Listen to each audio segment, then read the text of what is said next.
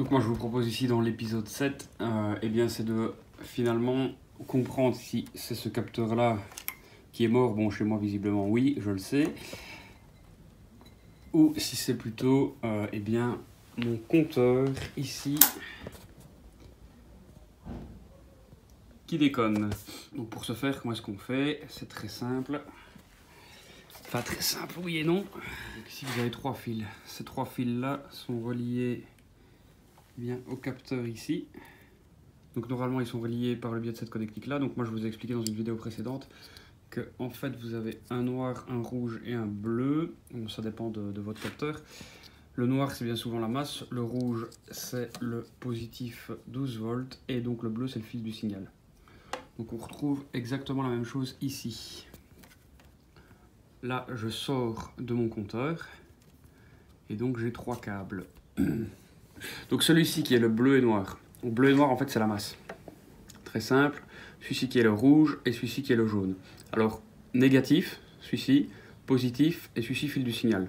Donc en gros ces deux fils-ci ils servent à alimenter un capteur et le fil du signal c'est l'impulsion que va envoyer en fait le capteur. Très simple, si vous voulez voir si ça marche, vous prenez un capteur universel comme celui-ci.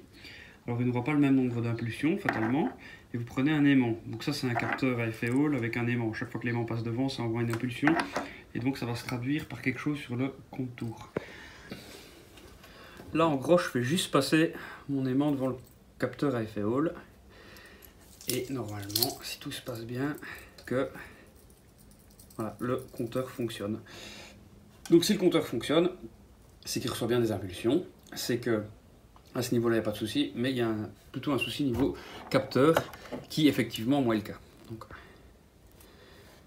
je fais simplement passer, évidemment. Voilà, et donc, vous avez vu, il n'y a aucune tricherie, ça marche.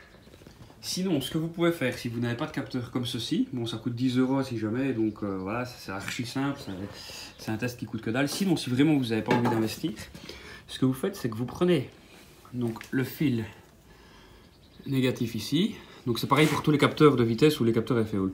Prenez donc le fil négatif et vous venez toucher avec le fil positif du signal, donc ici le jaune.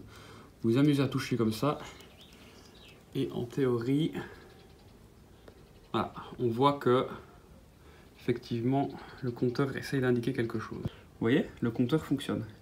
Donc vous avez bien un problème de capteur de vitesse. Donc ça c'était pour le petit truc.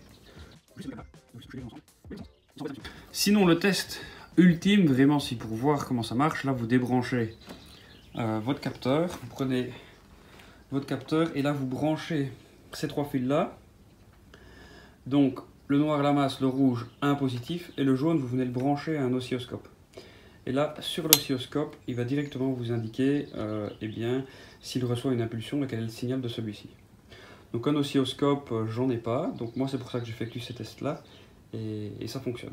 Donc voilà, c'était le petit truc du jour. Donc je vous dis à la prochaine. Ciao.